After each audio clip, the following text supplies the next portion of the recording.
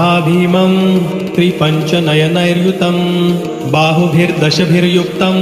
सर्वकामार्थसिद्धिदं पूर्वं तु वानरं वक्त्रं कोटिसूर्यसमप्रभं द्रंष्टाकरालवदनं भुकुटिकुटिलेक्षणम् अस्यैव दक्षिणं वक्त्रं नारसिंहं महाद्भुतम् अत्युग्रतेजो वपुषं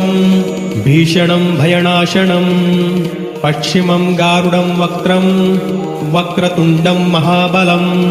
सर्वनागप्रशमनं विषभूतादिकृन्तणम् उत्तरं सौकरं वक्त्रं